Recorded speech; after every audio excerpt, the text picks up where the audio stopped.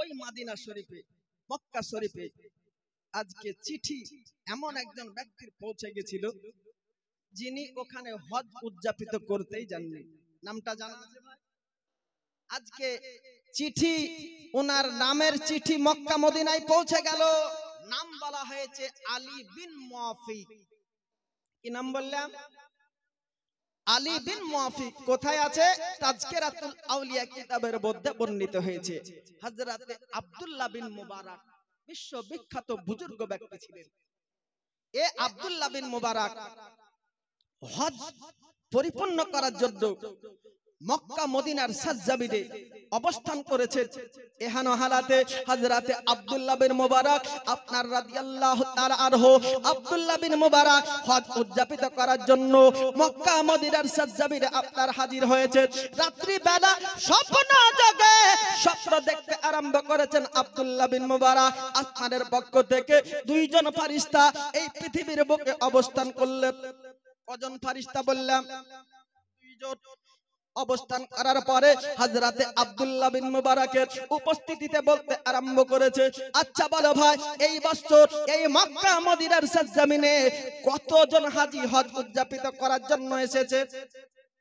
অন্য ফেরেশতা আপনার জবাব দিয়ে বলল, বলে আজকে ভাই শুনে রেখে দাও, এই বছর মক্কা মদিনার সরজমিনে 1 লক্ষ নয়, 2 লক্ষ নয়, কমবেশ 6 লক্ষ হাজী হজ করার জন্য এসেছে। বললাম 6 লক্ষ। এই পরে বলতে আরম্ভ করা হলো, বলে 6 লক্ষ হাজির মধ্যে কতজন হাজির হজ কবুল হয়েছে? অপর ফেরেশতা কথোপকথন উত্তর দিতে গিয়ে বলল, বলে এই 6 লক্ষ হাজির মধ্যে একজনের হজ আজকে পৃথিবীর বুকে কবুল হয়নি। 6 লক্ষ হাজির একজনের কবুল হয়নি? বলে না, কবুল হয়নি। আব্দুল্লাহ বিন মুবারক রাহমাতুল্লাহ আলাইহি হাজির। স্বপ্ন যোগে ফেরেশতার কথোপকথন সবর করতে আরম্ভ করেছে। অন্য ফেরেশতা বলল, বলে ভাই শুনে রেখে দাও, একজন হজ আপনার এই পৃথিবীর বুকে কবুল হয়েছে। ওই ব্যক্তি এই মক্কা মদিনার সরজমিনে হাজরি দিতে আসেননি, ওই ব্যক্তির হজটা কবুল হয়েছে। আর ওই আপনার ব্যক্তির হজ কবুলতের বাদাওলতে অন্য 6 লক্ষ হাজির হজকে আমি কবুল করলাম। আল্লাহ জোরে কন্না সুবহানাল্লাহ। এ তো আশ্চর্য ঘটনা। এখন তো বর্তমান সময় আমাদের ভারত সরকার 4 লক্ষাধিকের বেশি টাকা আপনার কিনা ধার্য করেছে। জি, যদি কেউ হজ হতে যায় 4 লক্ষ টাকা কমবেশ খরচা করতে হবে। আর উমরা যদি করতে যায় হয়তো 1 লাখে হয়ে যাচ্ছে। যাই হোক, এখন আপনাদের এখানে কত হয়? এখানে হাজী সাহেব আছেন না? কেউ নেই? কেউ নেই হাজী সাহেব? আলহামদুলিল্লাহ, জাযাকাল্লাহ, মাশাআল্লাহ।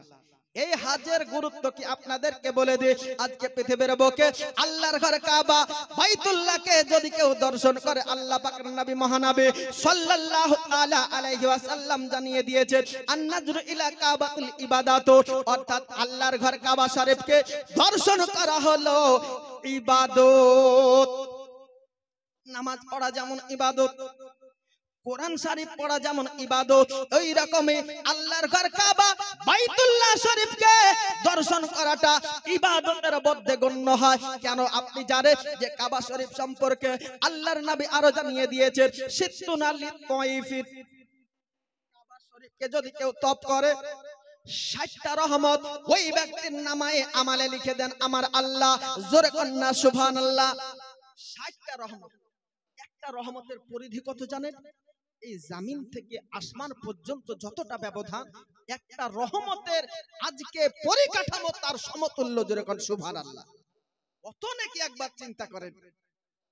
মিল্লাত ইসলামে আমার আল্লাহর নবী বললেন, সিত্তুনা লিত-তাওয়াফির, যে আপনার আল্লাহর বান্দা বান্দি একবার কাবা শরীফকে তওয়াফ করলো, 60টা রহমত তার নামায়ে আমালে আল্লাহ পাক লিখে দেন।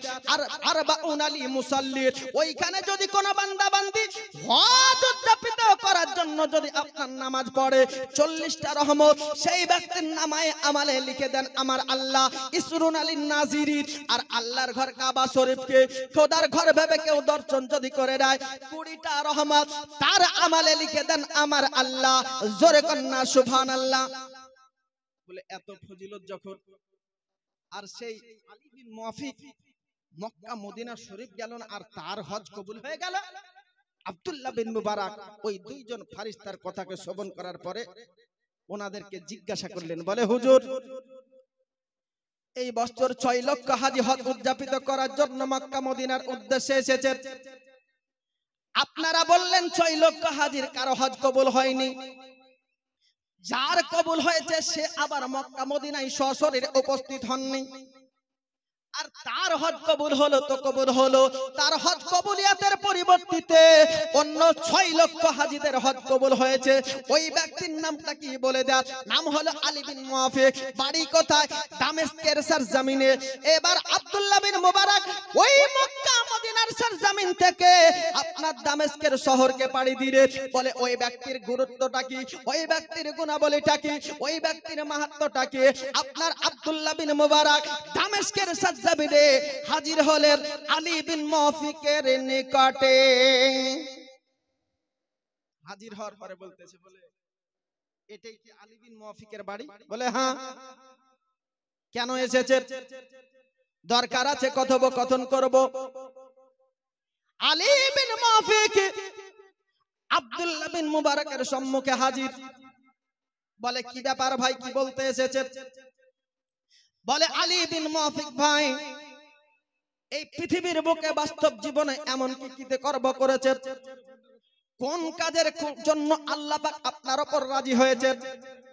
আর রাজি এমন ভাবে হয়েছে, আপনি মক্কা মদিনার সরজমিনে উপস্থিত হতে পারেননি, আপনার হজ আল্লাহ পাক বারগাহে ইলাহিতে কবুল মঞ্জুর করেছে, আর আপনার হজ কবুলের পরিবর্তিতে অন্য 6 লক্ষ হাজীদের হজকে কবুল করেছেন আল্লাহ।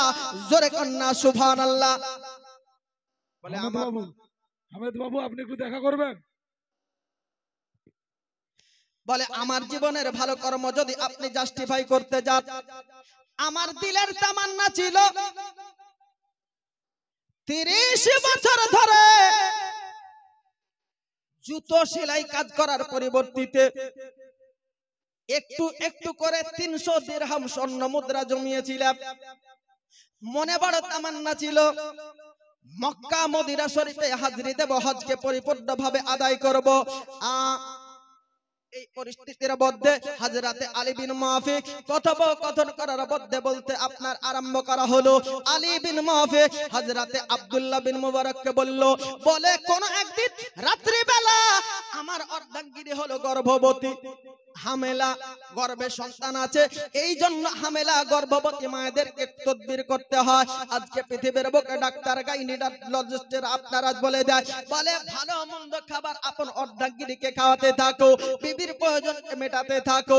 এই জন্য হযরতে আলী বিন মুআফিকের বেবি আলী বিন মুআফিককে বলল, বলে পার্শ্ববর্তী বাড়িতে গোশত রান্না হচ্ছে, ওইখান থেকে একটু গোশত যদি আপনি কিনে আসেন।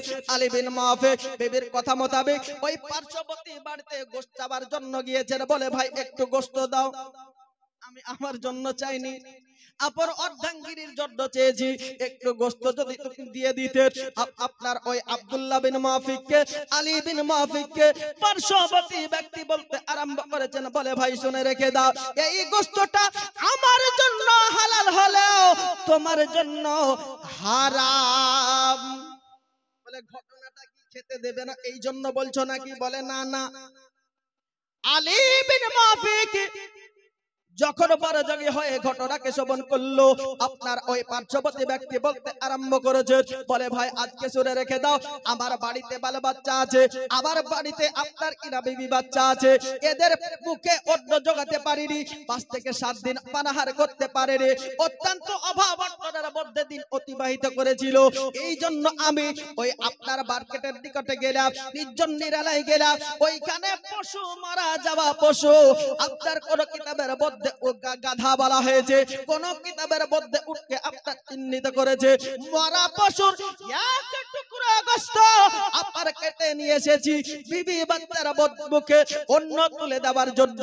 এই জন্য এই গোশত আমার জন্য হলো হালাল, আর তোমার জন্য হলো হারাম। এই কথাকে শ্রবণ করার পরে একজন সাবলীল সুস্থ মস্তিষ্কের মানুষ কখনো স্থির থাকতে পারেন না।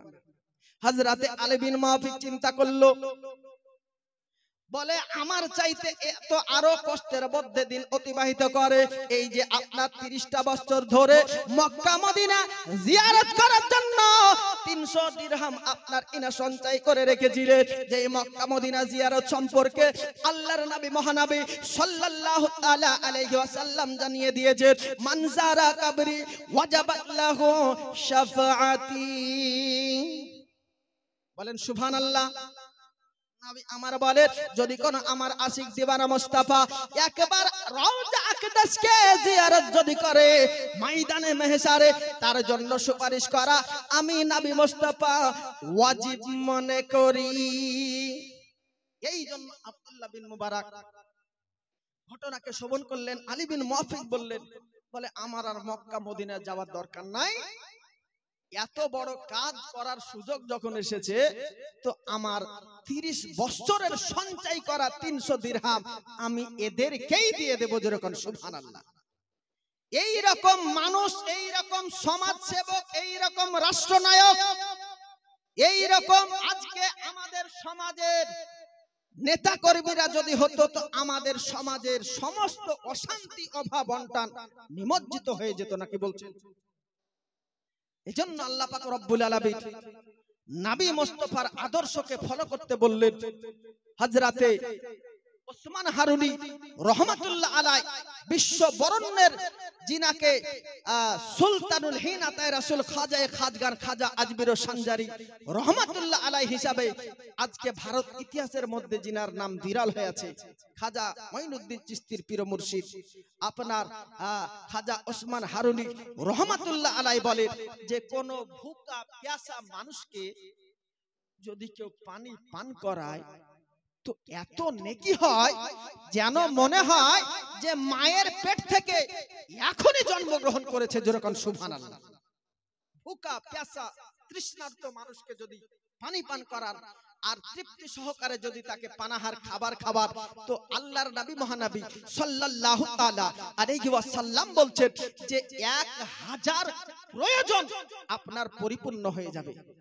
জরুরত আপনার প্রয়োজন, আপনার জরুরত 1000 প্রকারের পরিপূর্ণ করে দেন আমার আল্লাহ। যেরকম সুবহানাল্লাহ। এমন কি এটাও বলা হয়েছে যে তৃষ্ণার্ত মানুষকে পানি পান করিয়ে দিলেন, এবার পানি পান করিয়ে দেওয়ার সাথে সাথে আপনি মারা যদি যান তো আপনি শহীদের দরজা পাবেন। জি, যে শহীদ সম্পর্কে হাদিসে এটাও বলা হয়েছে ইয়াসফাউ ইয়াউমাল কিয়ামাতি সালাসাতুন ইল আমবিয়া সুম্মা উলামা সুম্মা শুহাদা। যেরকম সুবহানাল্লাহ।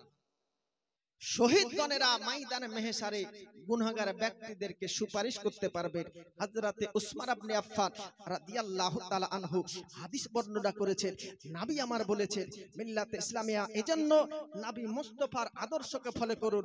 আরে কে যাও বাইনা পীর কাছে, এই পাগলের আরজি আছে, সালাম আমার পৌঁছে দিও।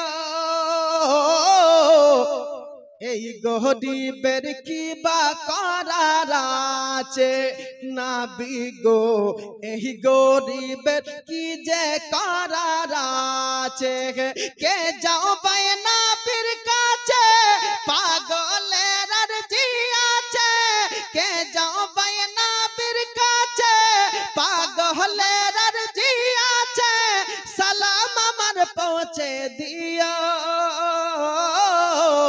এই গরিবের কি যে করার আছে নবী গো, এই গরিবের কি বা করার আছে। জোরে কন্যা সুবহানাল্লাহ। আরে পয়সা কড়ি নাই আমার, সাদ জেগেছে মদিনা যাওয়ার, মনের দোয়া কবুল করো। এই গরিবের কি যে করার আছে নবী গো, এই গরিবের কি বা করার আছে।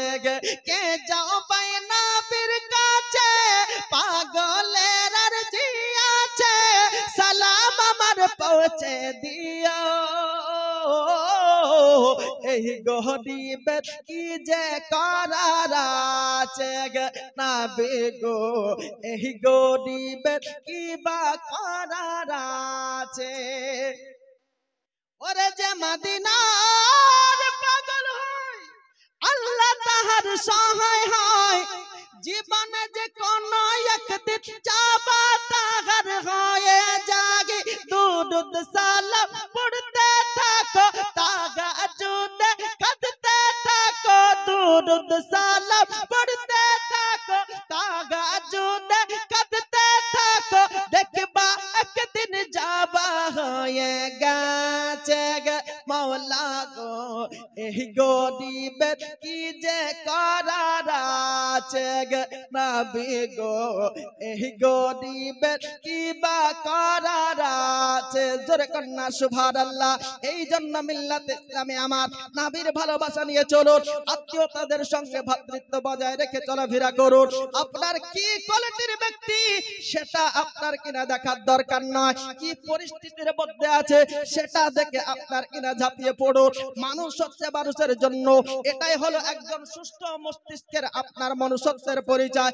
আজকে আমাদের মধ্যে দেখা যায় কে হিন্দু কে মুসলমান কি পরিস্থিতির মধ্যে আছে দেখা প্রয়োজন মনে করেন না। হযরতে ফারুকে আযম ওমর রাদিয়াল্লাহু তাআলা আনহু আপনার অর্ধ জগতের খলিফা ছিলেন তিনি। ফারুকে আযম উমর রাদিয়াল্লাহু তাআলা আনহু যে হাদিসে মুবারাকা বর্ণনা করেছিলেন যে ক্বালা কাসরাতু যিকরিল মাওতাবাতিল ওয়াতিল কুরআন, হে বিশ্বের মানুষেরা তোমরা বেশি বেশি করে মৃত্যুকে স্মরণ করো। আর আমাদের এলাকার মানুষেরা মা ও বোনেরা মৃত্যুকে কি করে স্মরণ করে জানেন? মানুষ যখন মারা যায়, আমাদের মুর্শিদাবাদের কথা বলছি, আপনাদের এলাকায় মানুষ মারা গেলে কি করে কান্নন করে জানি না। আমাদের এলাকায় এক ভাই ঘুমের ওষুধ ভুলক্রমে খেয়ে ফেলেছে, ঘুমের ওষুধ, এখন মারা যায়নি, সেন্সলেস হয়ে গেছে, টাচ করেছে, ঝাঁকুনি দিয়েছে আর উঠেনি। এবার ওর অর্ধাঙ্গিনী ওর সহধর্মিনীর ধারণা যে এ তো আর বেঁচে নাই, এবার কাঁদতে আরম্ভ করেছে, বলে তিন জায়গায় তিনটা বাড়ি গো, তো কে বাস করবে গো? ওর একটা দেওর বলছে আমি বাস করব, পাশের অন্য লোক বলছে যে যার স্বামী মরেছে, স্বামী মরা জ্বালা ও বুঝতে পারছে, আর তুই বলছিস যে আমি বাস করবো গো, বলে আমি সান্ত্বনা দেওয়ার জন্য। ওর ছোট দেওরা বলছে যে আমি সান্ত্বনা দেওয়ার জন্য বলছি। তখন ওনার স্ত্রী আবার কান্না করছে যে চার চাকা গাড়ি আছে গো, তুমি মারা গেলে চালাবে কে গো? সুর করে কান্দন করতে, বিনয়ের সহিত কান্দন করছে। তখন ওর ছোট দেওরাতে আবার বলছে কে চালাবে না তো আমি গো। তখন অন্য এলাকার মানুষেরা বলছে, বলে এই পাগলা, ওর স্ত্রী মারা গেছে, স্বামীর শোকে শোকাহত, আর তুই বলছিস যে ওই চার চাকা গাড়ি নিয়ে ঘোরাফেরা করবি, তিন তিনটা বাড়ি করেছে সেখানে বসবাস করবি, বলে বলছি সান্ত্বনা দেওয়ার জন্য। তখন তৃতীয়বার বলছে যে ৫-১০ লাখ টাকা দেনা ছিল গো, এখন শোধ করবে কে গো? তখন ওই বেটা বলতেছে, বলে সান্ত্বনা তো এখন আমি দিলাম, এবার আপনারা সবাই দেন। বুঝতে পেরেছেন? বলছে এতক্ষণ তো আমি সান্ত্বনা দিলাম, এবার আপনারা সবাই দেন। তো আমার বলার উদ্দেশ্য হলো যে মৃত্যুকে আপনি আমি কিভাবে স্মরণ করছি, আর সাহাবিয়ে রাসূল খলিফাতুল মুসলিমিন উমর রাদিয়াল্লাহু তাআলা আনহু কিভাবে স্মরণ করছেন জানেন? আপন মাসনাদে যখন ফারুকে আযম উমর রাদিয়াল্লাহু তাআলা আনহু বসতেন, ইনি পৃথিবীর বুকে জান্নাতি সার্টিফিকেট প্রাপ্ত সাহাবী। পৃথিবীর বুকে 7 জন সাহাবীকে নবী আমার জান্নাতের ডিক্লারেশন দিয়েছিলেন, যেরকম সুবহানাল্লাহ। তন্মধ্যে মধ্যে একজন হলেন ফারুকে আযম উমর। তা সত্ত্বেও মৃত্যুকে এত ভয় করেছেন তিনি যে নিজের মাসনাদে যখন বিচারালয়ে উনি অবস্থান করতেন, তো একজন কর্মকর্তা নিজের বেতনের টাকা দিয়ে রেখেছিলেন, ওনার কাজ ছিল প্রত্যেক দিন উমর রাদিয়াল্লাহু তাআলা আনহুকে মৃত্যুর কথাটা স্মরণ করিয়ে দেওয়া। বলে এ উমর, তোমাকেও মরতে হবে। কি বলতেন? তোমাকেও মরতে হবে। এবার এই রকম ভাবে যখন দিন অতিবাহিত হলো, ফারুকে আযম উমর রাদিয়াল্লাহু তাআলা আনহুর এই দাড়ি মোবারকা সাদা হয়ে গেল। তখন উমর রাদিয়াল্লাহু তাআলা আনহু বলেন বলে তোমাকে মৃত্যু স্মরণ করিয়ে দেওয়ার জন্য যে প্রাপ্য মজুরি দিয়ে রাখতাম, আর তোমার সেই কাজ করতে হবে না, তোমার ছুটি। বলে হুজুর কেন? এই যে দাড়ি আমার সাদা হয়ে গেছে, এই দাড়ি আমার জন্য সিগন্যাল, আমার কবর আখেরাত পুলসিরাতের জন্য এক সাংকেতিক বার্তা দিচ্ছে। মিল্লাত ইসলামে আমাদের মানুষেরা অনেকেই বলে দেয় যে আমি কখন মারা যাব, আল্লাহর পক্ষ থেকে কোনো কিছু আপনার কিনা সংকেত পাওয়া যায় না। আজকে পৃথিবীর বুকে আপনার বাস্তব জীবনে চলাফেরার পরিস্থিতির মধ্যে যখন যদি আপনার দাড়ি সাদা হয়ে যায়, বুঝতে হবে আল্লাহর পক্ষ থেকে 1 নাম্বার চিঠি এসে গেছে। দাড়ি যদি পেকে যায় তো 1 নাম্বার চিঠি আল্লাহর পক্ষ থেকে কবরে যাওয়ার জন্য। 2 নাম্বারে কোন বান্দা বান্দির দন্দন যদি আপনার কিনা খসে যায়, বারাস ঠেলতে ঠেলতে দাঁত আপনার খসে যায়, শক্ত খাবার চিবাতে গিয়ে দাঁত আপনার চাপলির খসে যায়, আপনাকে বুঝতে হবে আল্লাহর পক্ষ থেকে মৃত্যুর চিঠি এসে গেছে। 3 নাম্বার হলো চোখের যদি আপনার কমে যায়, চোখের দৃষ্টি শক্তি যদি কমজোরি হয়ে যায়, বুঝতে হবে আল্লাহর পক্ষ থেকে আপনার জন্য মরণের চিঠি এসে গেছে। আপনার 4 নাম্বারে হলো শরীর আপনার কিনা কমজোরি হয়ে যাওয়া, উঠতে উঠতে ধুস করে পড়ে যায়, হেলা নিয়ে লাঠির সাহারা নিয়ে চলতে হয়, বুঝতে হবে আপনার জন্য আপনার 4 নাম্বার চিঠি মওতের এসে গেছে। 5 নাম্বারে হলো জেহান শক্তি দুর্বল হয়ে যাওয়া, আপনার সকাল বেলায় কি দিয়ে খাবার খেয়েছে, সকাল বেলায় কোন ছেলে বউ তদবির করেছে সেটা পর্যন্ত খেয়াল থাকবে না, বুঝতে হবে আপনার জন্য আল্লাহর পক্ষ থেকে 5 নাম্বার চিঠি এসে গেছে। এই জন্য মৃত্যুকে স্মরণ করে দেওয়ার জন্য আল্লাহর নবী মহানবী সাল্লাল্লাহু তাআলা আলাইহি ওয়াসাল্লাম হাদিসে মুবারকার মধ্যে জানিয়ে দিয়েছে, বিসমিল্লাহির রহমানির রহিম। হে বিশ্বের মানুষেরা, আল্লাহর কোরআনকে তোমরা লক্ষ্য করো। আল্লাহর কোরআনে বলা হলো কুল্লু নাফসিন যায়কাতুল মউত, জোরে কন্না সুবহানাল্লাহ। যার জান আছে তাকে পরলোক গমন করে চলে যেতে হবে, তবে শর্ত হলো যে আমানুত্তাকুল্লাহ ওয়া কুনু মা'আস সাদিকিন। হে ঈমানদার বিশ্বাসী গণেরা, তোমরা সত্যবাদীদের সঙ্গ লাভ করো এবং আল্লাহকে ভয় করো, জোরে কন্না সুবহানাল্লাহ। কেমন ভাবে সত্যবাদীদের সঙ্গ লাভ করলে কি হয় আপনাদেরকে এগিয়ে নিয়ে যায়। হযরতে আপনারা বলা হয়েছে ওসমান হারুনি রাহমাতুল্লাহ আলাইহি, যিনি খাজা মঈনুদ্দিন চিশতি রাহমাতুল্লাহ আলাইহির পীর মুর্শিদ ছিলেন, তিনি রমজান মাস যে সম্মুখে আসতেছে, রমজান মাসে ওসমান হারুনি আপন ভক্ত মুরিদদেরকে নিয়ে পথ চলতে আরম্ভ করেছে। দরিয়ার পাশে অবস্থান করলেন, একটা গাছের তলাতে ইফতারের তৈয়ারি করার জন্য মাজুসি ব্যক্তির কাছে আগুন চাইতে পাঠালেন। আগুন চাইতে পাঠালেন, বলে এখানে ইফতারের বন্দোবস্ত করতে হবে, তো যাও গিয়ে ওই মাজুসি অগ্নি পূজারী ব্যক্তির কাছ থেকে একটু আগুন চেয়ে নিয়ে এসো। এখন আগুন যখন চাইতে যাওয়া হলো, ওই ব্যক্তি আগুন দিতে আপনার ইনকার করলো, বলে আগুন দেওয়া যাবে না।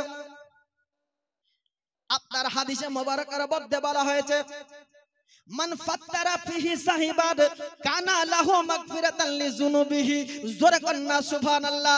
রোজদার ব্যক্তিকে কোন ব্যক্তি যদি ইফতার যদি করিয়ে দেয়, আল্লাহ পাক রব্বুল আলামিন তার পূর্বের সমস্ত গুনাহ খাতাকে মাফ করে দেয়, সমস্ত গুনাহ খাতাকে মাফ করে দেয়।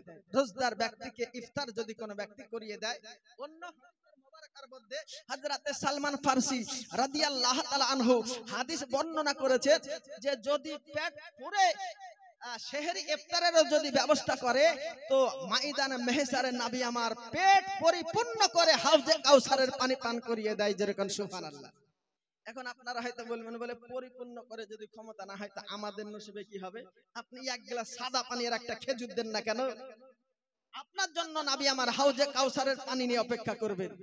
এমন কি বলা হয়েছে ওই রোজাদার ব্যক্তি ইফতার করে রোজা রেখে যার নেকি হবে, তার সমস্ত নেকি ইফতার রোজা করানে ওয়ালা করিয়ে দেওয়ানে ওয়ালার নামায় আমালে পর্যন্ত লিখে দেওয়া হবে। তাই বলে ওর কি কমে যাবে ভাবছেন?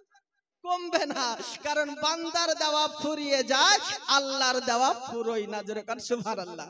মিল্লাত ইসলামে আমার এই জন্য রোজদার ব্যক্তিকে খুব খুব সেহরি ইফতারের বন্দোবস্ত করিয়ে দিয়ে মিল্লাতে ইসলামে আমার হযরতে ওসমান হারুনি রহমাতুল্লাহ আলাইহি ওই আপনার বক্তব্যকে পাঠিয়ে দিলেন। ওই ব্যক্তি যখন ইফতারি তৈরি করার জন্য আমাজুসি ব্যক্তি আগুন দিতে চাইলেন না, পতনের মধ্যে ওসমান হারুনি নিজে গিয়ে হাজির হলেন। নিজে গিয়ে ওখানে হাজির হয়েছে, বলে একটু আগুন দেন। বলে দেয়া হবে না। কেন দেয়া হবে না?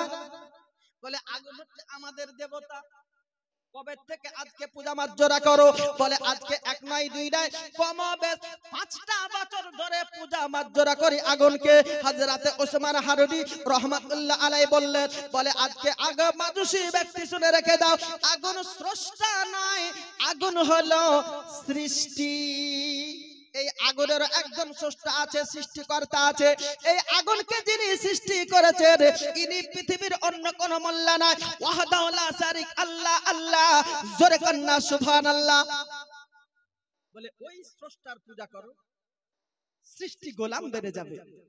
বলে কেমন করে? আপনি কি ওই স্রষ্টার পূজা করেন? বলে হ্যাঁ হ্যাঁ, আমি ওই স্রষ্টার পূজা করি। এই আপনার কথোপকথন চলতে চলতে আছে, এই পরিস্থিতির মধ্যে হযরতে ওসমান হারুনি ওই মাজুসি ব্যক্তির 7 বছরের একটা সন্তান ছিল।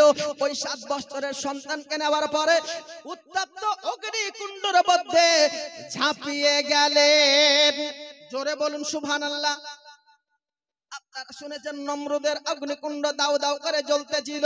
হযরতে ইব্রাহিম খলিলুল্লাহ ওই আগুনের মধ্যে যখন নিক্ষেপিত হলো, আল্লাহর পক্ষ থেকে ওই অবতীর্ণ হয়ে গেল, ইয়া নারা কুনি বারিদা ওয়া সালামুন আলা ইব্রাহিম। আজকে ইব্রাহিমের প্রতি এই নমরুদের আগুন তুমি শীতল হয়ে যাও না, প্রয়োজনের অতিরিক্ত ঠান্ডা হবে। হযরতে ইব্রাহিম আলাইহিস সালামকে যত পরিমাণ শীতল অবলম্বন করা দরকার হয়, তার পরিমাণ ঠান্ডা হয়ে যাও। সালামুন আলা ইব্রাহিম, যেন অতিরিক্ত হয়ে কাঁপতে যেন না থাকে, উপযুক্ত পরিমাণে ঠান্ডা হয়ে যায়। ওই দোয়াটাই হযরতে ওসমান হারুনি রহমাতুল্লাহ আলাইহি আপনার পাঠ করে নিলেন। আর মাজুসি ব্যক্তির আগুনের মধ্যে ঝাঁপ দিয়ে পড়ে গেছে, সঙ্গে 7 বছরের সন্তান, মাজুসি ব্যক্তির সন্তান। এবার দেওয়া হলো, পরিসমাপ্ত দেখা গেল সশরীরে উত্তোলিত হলো, একটা পশম পর্যন্ত পড়েনি। জোরে বলেন সুবহানাল্লাহ। এবার হযরতে ওসমান হারুনি ওই 7 বছরের মাজুসি ব্যক্তির সন্তানকে নিয়ে বার্তা ব্যক্ত করতে আরম্ভ করেছে। আজকে বিশ্বের মানুষেরা তোমরা শুনে রেখে দাও, তোমরা হয়তো এটা ভাবতে পারো যে হযরতে ওসমান হারুনি রহমাতুল্লাহ আলাইহি একজন খোদাই বীরতা তাকওয়া পরহেজগারিতা অর্জন করেছে বলে আল্লাহ পাক কোরআন শরীফের মধ্যে জানিয়ে দিয়েছেন, আল্লাযিনা আমানু, যারা ঈমান আনয়ন করলো, ওয়া কানু ইয়াত্তাকুন, তাকওয়া পরহেজগারিতা অর্জন করেছে, লাহুমুল বুশরা, তাদের জন্য সুসংবাদ, ফি হায়াতিদ দুনিয়া ওয়াল আখিরাহ, এই পার্থিব জগতে যেমন পর জগতে তেমন তাদের জন্য সুসংবাদ দিয়েছেন আমার আল্লাহ। এই জন্য অনেক মানুষের ধারণা হলো যে আজকে খাজা ওসমান হারুনি খোদাই বীরতা অর্জন করেছেন বলে, তাকওয়া পরহেজগারিতা কায়েম করেছেন বলে আল্লাহর সৃষ্টির আগুন স্রষ্টা তাকে বাঁচিয়ে নিয়েছে। জোরে বলেন সুবহানাল্লাহ। এটা অনেকের ধারণা। তো বলে সেটাই যদি হয়, আমি ইমানদার ব্যক্তি আর নবী মুস্তাফার কলেমা পড়া ব্যক্তি, আমার যদি পছন্দ না পড়ে ঠিক আছে, এই যে আমার সঙ্গে 7 বছরের মাজুসি ব্যক্তি যেন আপনার আগুনের পূজা করত, ওই 7 বছরের মাজুসি ব্যক্তি আজকে কলেমা পড়েনি, ঈমান আনয়ন করেনি, এই ব্যক্তির পছন্দ কেন পড়েনি বলো? আজকে পৃথিবীর সমস্ত মানুষ হয়রান বেড়ে যাবে, আপনার ইলেমের দরওয়াজা বন্ধ হয়ে যাবে, আল্লাহর কোরআন শরীফের দরওয়াজা করে যাবে। বিসমিল্লাহির রহমানির রহিম, ইয়া আইয়ুহাল্লাযীনা আমানুত্তাকুল্লাহা ওয়া কুনু মা'আস সাদিকিন, আলা ইন্না আউলিয়া আল্লাহি লা খাউফুন আলাইহিম ওয়া লা হুম ইয়াহজানুন। যারা নিশ্চয় আল্লাহর পছন্দনীয় বান্দা হয়, আল্লাহর প্রকৃত কামেল ওলি হয়, ইনাদের না পৃথিবীর বুকে কোনো ভয় আছে না গাম দুঃখ আছে। নো চিন্তা এদের জন্য। তাই আল্লাহ পাক রব্বুল আলামিন বলেন, ইয়া আইয়ুহাল্লাযিনা আমানুত্তাকুল্লাহা, হে ঈমানদার বিশ্বাসীগণেরা তোমরা আল্লাহকে ভয় করো, ওয়া কানু মা'আস সাদিকিন, আর সত্যবাদীদের সঙ্গ লাভ করো, সত্যবাদীদের সাহচর্যে আসো। আজকে পৃথিবীর বুকে আমার সুলতানুল হিল আতায়ে রাসূল মাইদুল হকাদ্দিন খাজা আজমির সানজারি রহমাতুল্লাহ আলাই যে সত্যের জাম মানব জাতিকে পিলিয়ে দিয়ে কলেমার প্রচার ও প্রসার করেছেন, জোরে কোন সুবহানাল্লাহ। সিস্তানের সরজমিন থেকে এই অখণ্ড ভারতবর্ষের বুকে আসার পরে অনেকের ধারণা যে খাজা গরিবে নওয়াজ তালবার দেখিয়ে, ভয় দেখিয়ে, ডর দেখিয়ে মানুষকে মুসলমান করেছে। জিনা মুসলমান এটা নয়। আসলে আজমির শরীফের সুহানা মানজার, আজমির শরীফের ইতিহাস জিনারা জিয়ারতের জন্য গেছেন খুব ভালো করে জানেন। এখানে আজমির শরীফ গেছেন কেউ নাই? কেউ নাই? মিল্লাত ইসলামিয়া খাজা গরিবে নওয়াজ আলহামদুলিল্লাহ। তো ওই তারাগার পাহাড় এত সুন্দর মনোরম দৃশ্য যে তারাগার পাহাড়ের উপরে সাবার হওয়ার পরে আপনি যদি খাজা গরিবে নওয়াজের গম্বুজকে দেখেন তো অন্তরের মধ্যে একটা সুকুন পয়দা হবে, অন্তরের মধ্যে একটা ভালোবাসা আজকে পরিস্ফুটিত হবে, যেন জান্নাতের সুঘ্রাণ পাওয়া যায় খাজা গরিবে নওয়াজের রওজা শরীফকে দেখলে। যেরকম সুবহানাল্লাহ। একটা নেককার ব্যক্তিকে, পিতামাতার চেহারাকে যদি কেউ দর্শন করে দেয় তো সাহাবী রাসূল হযরতে আবু হুরায়রা রাদিয়াল্লাহু তাআলা আনহু বলেছেন যে সে যেন সকাল বেলায় পিতামাতার চেহারা দেখে গেল মানে জান্নাতের দরওয়াজার হাওয়া খেয়ে গেল। যেরকম সুবহানাল্লাহ। এজন্য নিজের কর্মজীবনে যাওয়ার পূর্বে পিতামাতার চেহারা দেখুন।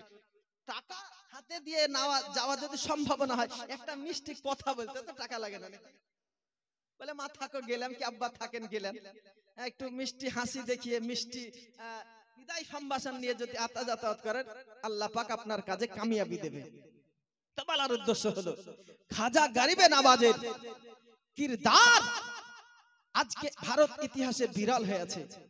তো সেই সুহানা মানজার তারাগার পাহাড়ের উপরে যদি কেউ চেপে যায়, আপনার নুরানি মানজারকে দেখার পরে অন্তরের মধ্যে যে গুনগুনানি পয়দা হয়, কবি বলছেন, হ্যাঁ अजमेर का ये जब मंजर है तो बगदाद का मंजर क्या होगा।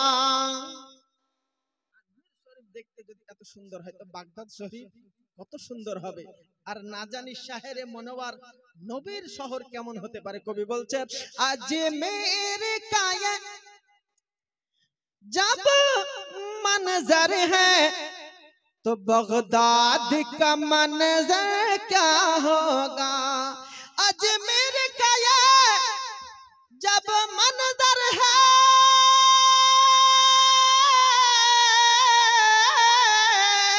अजमेर का ये जब मंजर है तो बगदाद का मंजर क्या होगा। बगदाद का मंजर क्या होगा। रहते हैं जगह, रहते हैं जगह नबियों के नबी, रहते हैं जगह नबियों के नबी, वो शहर का मंजर क्या होगा। जोर कन्ना सुबहानाल्लाह। এই জন্য মিল্লাত ইসলামী আমার সত্যবাদীদের সঙ্গ লাভ করতে হয়। পৃথিবীর বুকে আপনি কামিয়াবি হাসিল করবেন, পর জগতে আপনার জীবন কল্যাণময় হবে। জোরে বলুন না সুবহানাল্লাহ। তার পাশাপাশি মুসলমানদের যে প্রাপ্য 7টা হক আছে এ বিষয়ে আপনাকে লক্ষ্য রাখতে হবে। জি, যেমন 1 নাম্বার প্রাপ্য মুসলমানের হক হলো আপনি নিজের জন্য যেটা পছন্দ করবেন এটা অপর ব্যক্তির জন্য পছন্দনীয় করতে হবে।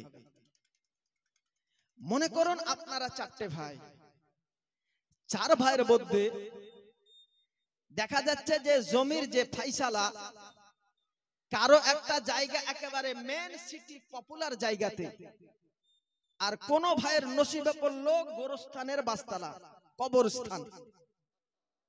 তো নবী আমার বলেন যে তুমি নিজের জন্য যেটা পছন্দনীয় করবে অপর ভাইয়ের জন্য সেটা পছন্দনীয় করতে হবে, যেরকম সুবহানাল্লাহ। আমাদের মধ্যে অনেকে দেখা যায়, আপনাদের দিকে এই ব্যারাম বোধহয় নাই, আমাদের মুর্শিদাবাদে খুব আছে ভাই, পিতামাতা অসুস্থ আর সেই পিতামাতাকে ট্রিটমেন্টের নামে ডাক্তার দেখাতে যাওয়ার নাম করে সমস্ত জমি উইল করে নিচ্ছে, যা আপন পিতামাতাও খবর নাই।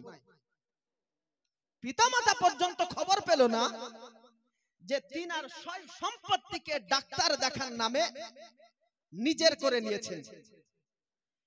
এখন সেই চাচা বা চাচি আম্মা হয়তো মারা গেল, বিচার বসে গেল, বলে কি হলো, বলে সমস্ত জমি আমার পিতামাতা আমার নামে লিখে গেছে।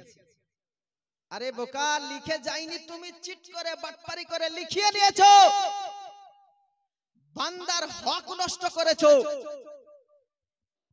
আল্লাহর সংবিধান হলো নামাজ, খোদার সংবিধান হলো রোজা, যা আদায় না করে পরিত্যাগ করেও যদি দেন আপনি গুনাহগার হবেন, তবে আল্লাহ চাইলে আপনাকে মাফ করে দিয়ে জান্নাতি করে দিতে পারেন। কিন্তু বান্দার হক যদি আপনি নষ্ট করে দেন, যতক্ষণ পর্যন্ত সেই বান্দা আপনাকে মাফ না করবে, হিসাব নিকাশের কান্দুরা নামক একটা জায়গাতে গিয়ে আপনি ধরা খেয়ে যাবেন। আল্লাহ পাক আপনাকে ক্ষমা করবেন না। এজন্য বান্দার হক কখনো নষ্ট করা যাবে না। এই প্রসঙ্গে একটা হাদিস হযরতে বাসির রাদিয়াল্লাহু তাআলা আনহু, ইনার বিবি আমরা বিনতে আরওয়া, এনাদের একটা সন্তান নাম ছিল নোমান। সয় সম্পত্তি ভাগ করার জন্য রাসূল পাক সাল্লাল্লাহু তাআলা আলাইহি ওয়াসাল্লামকে সাক্ষী করতে চাইলেন, বলে আমরা আমাদের ছেলে মেয়েদের মধ্যে সম্পত্তি ভাগ করে দেব। তো নবী পাক সাহিবে লাউলাদ সাল্লাল্লাহু তাআলা আলাইহি ওয়াসাল্লামকে সাক্ষী করা যাক। আমরা বিনতে আরওয়া বাসির রাদিয়াল্লাহু তাআলা আনহুকে নবী পাককে ডাকতে বললেন যে রাসূলুল্লাহকে সাক্ষী করে নেন। নবী আমার হাজির, বলে বাসির, ছেলে মেয়েদের মধ্যে সম্পত্তি ভাগ করবে, তো আজকে সবার মধ্যে কি সমান সমান দিয়েছো? নবী বলছেন, হযরতে বাসির রাদিয়াল্লাহু তাআলা আনহু আমরা বিনতে আরওয়াকে নিয়ে নবীর সম্মুখে বলছেন, বলে সবাইকে সমান দিয়েছি, তবে নোমানকে একটু বেশি দিয়েছি। নবী আমার এই কথা শ্রবণ করার পরে বললেন, বলে তাহলে তোমাদের সাক্ষী আমি রাসূলুল্লাহ হব না। চিন্তা করুন, আমি আমার সমস্ত পিতৃ সমতুল্য বাবাদের মায়েদেরকে আরজি গুজারিশ করে যাই যে আপন ছেলে মেয়েদের মধ্যে সয় সম্পত্তির বিষয়ে কোনো কথা গোপনে না করে সবাইকে নিয়ে ওপেনে আলোচনা করুন। এটাই হলো আজকে ইসলাম ধর্মের সংবিধান। হকদারের হককে বুঝিয়ে দেওয়া আপনার জন্য গার্জেন হিসেবে ঈমানি দায়িত্ব, যেরকম সুবহানাল্লাহ। এজন্য ম্যাক্সিমাম সংসারে অশান্তি, ক্রাইসিস আমাদের মধ্যে এমন দেখা গেছে যে নিজের বেটি জামাই যদি ভালো খায়, ভালো পড়ে, পিতামাতা খুশি হয় কি হয় না ভাই? খুশি হয় না? আপনাদের মেয়ে আপনাদের জামাতার সঙ্গে, জামাই বাবুর সঙ্গে যদি ভালোভাবে ঘুরে ফিরে চলে ফিরে হাসি ঠাট্টা খাওয়া পড়া করে, আপনি আনন্দিত হবেন না? অবশ্যই হবেন। ওই একই আনন্দ, একই হাসি ঠাট্টা আপনার ঘরের সন্তান, আপনার ঘরের বউকে নিয়ে যদি করে, আপনি কেন বলেন, বলে অমকের বিটি আসার পরে আমার ছেলেটাকে গুণ করে নিল, কেন বলেন? এটা তো গার্জেন হিসেবে আপনার বলা শোভা পায় না। আপনার কন্যা পর সংসারে গিয়ে যেমন ভালো থাকুক, ভালো খাক, ভালো পড়ুক, স্বামীর সঙ্গে খাওয়া পারা করুক, হাসি ঠাট্টার মধ্যে দিন কাটাক, এটা আপনি যেমন আপনার কন্যা হিসেবে চান, ওই বোন আমার নিজের পিতাকে ছেড়ে, মাতাকে ছেড়ে, ভাইকে ছেড়ে, আত্মীয় স্বজনকে ছেড়ে, সংসারকে ছেড়ে, এলাকাকে ছেড়ে, তিন কথার ওপরে ইজাব কবুল করে আপনার ঘরে এসেছে একটু স্বামীর ভালোবাসা পাওয়ার জন্য, শ্বশুর শাশুড়িকে আপন করে দেওয়ার জন্য। আর আপনি যদি এবার বলে অমুকের বিটি আসার পরে আমার বেটাকে গুণ করে নিয়েছে, বশ করে নিয়েছে, এটা একজন গার্জিয়ান হিসেবে আপনার শোভা পায় না। আল্লাহ পাক বুঝার তৌফিক আতা করুক। স্বামী স্ত্রীর ভালোবাসা কি জানেন? পৃথিবীর বুকে সর্বপ্রথম আত্মীয়তার সূত্রকে যদি বিচার করতে যান, আপনারা বলুন তো এই পৃথিবীর বুকে সর্বপ্রথম সম্পর্কের দিক থেকে কোন সম্পর্ক প্রথম এসেছে? কথা বলেন, জানেন না? পিতামাতার সম্পর্ক প্রথমে আসেনি। আজকে ভাই বোনের সম্পর্ক প্রথমে আসেনি। খালা খালুর সম্পর্ক প্রথমে আসেনি। মামা মামির সম্পর্ক, চাচা চাচির সম্পর্ক, ফুপা ফুপির সম্পর্ক প্রথমে আসেনি। এই পৃথিবীর বুকে সৃষ্টি জগতের পরে আত্মীয়তার সম্পর্ক যদি পৃথিবীতে এসে থাকে, তো সর্বপ্রথম সম্পর্ক হলো স্বামী আর স্ত্রীর সম্পর্ক। জোরে কর সুবহানাল্লাহ। মা হাওয়া রাদিয়াল্লাহু তাআলা আনহা এবং আদম আলাইহিস সালাম স্বামী আর স্ত্রী হয়ে এই পৃথিবীর বুকে আল্লাহ তাআলা ফেরেশতার উপস্থিতিতে বিবাহ পড়িয়েছিলেন। যেরকম সুবহানাল্লাহ। এখন বিবাহ হলো, তো জান্নাতে তো এই টাকা পয়সার রীতিপ্রথা তদানীন্তন কালে ছিল না। তো মোহরানা কি দেবে? আদম আলাইহিস সালাম মোহরানার বিষয়ে যখন আল্লাহ পাক রব্বুল আলামিনকে জিজ্ঞাসা করলেন, আল্লাহ পাক রব্বুল আলামিন বলে তুমি তোমার নবী মুস্তাফার প্রতি দুরূদ শরীফ পড়ে নাও, ওটাই হাওয়া রাদিয়াল্লাহু তাআলা আনহার জন্য মোহরানা হয়ে যাবে। যেরকম সুবহানাল্লাহ। এজন্য দুরূদ শরীফ আমাদের পড়া দরকার আছে কি নাই? হাদিসে মুবারাকার মধ্যে বলা হয়েছে, ইন্নাদ দুআ মাওকাফুন হাত্তা বাইনাস সামাওয়াতি ওয়াল আরদ হাত্তা তুসাল্লি আলা নাবিয়্যিকা। আপনি যত ধরনের যত প্রকারের ইবাদত বান্দেগি করেন না কেন, যদি দুরূদ শরীফ আপনি না পড়েন, তো দোয়া এই প্যান্ডেলের মধ্যে আর জামিনের মধ্যে যে ডিসটেন্স, এই দেখেন ঝুলন্ত অবস্থায় আপনার ইবাদতের ভান্ডার রয়ে যাবে না, বারগাহে ইলাহিতে যাবে না, নিচে যাবে। যতক্ষণ পর্যন্ত হাত্তা তুসাল্লি আলা নাবিয়্যিকা, নবী মুস্তাফার প্রতি দুরূদ ও সালাম যদি পড়ে দেন, আপনার দোয়া বারগাহে ইলাহিতে পৌঁছে যাবে। যেরকম সুবহানাল্লাহ। এজন্য সেদিন নবী হবে তোমার জামিনদার, দাঁড়িয়ে কষ্ট দেখবে না গো উনি, রহমতের ভান্ডার। আল্লাহ কোরআন শরীফে বলছেন, ওয়ামা আরসালনাকা ইল্লা রাহমাতাল লিল আলামিন। আল্লাহ পাক নবী পাককে রহমত করে পৃথিবীর বুকে পাঠিয়েছেন। আমার রহমাতুল লিল আলামিন পয়গম্বর আযম সাল্লাল্লাহু তাআলা আলাইহি ওয়াসাল্লাম কি করবেন? কিয়ামতের ওই কঠিন দিনে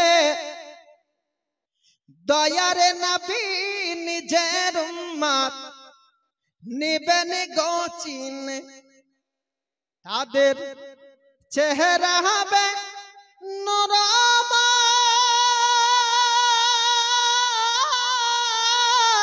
যারা নবীর দুরূদ গায়, দরিয়া ফিরিয়া যাবে না তাহারা দোজখ মাঝার।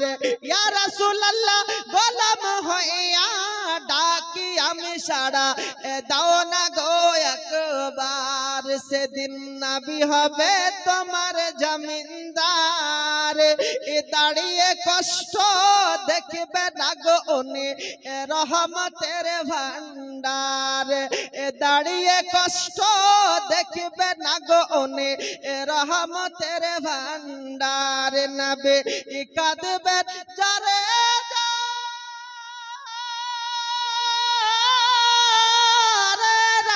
সবাই গুনাহগার, সেই দিন পুলিশ রাতে রাস্তা হবে খুরের চাইতে ওধার। ইয়া রাসূলুল্লাহ গোলাম হইয়া ডাকি আমি সাড়া দাও না গো একবার।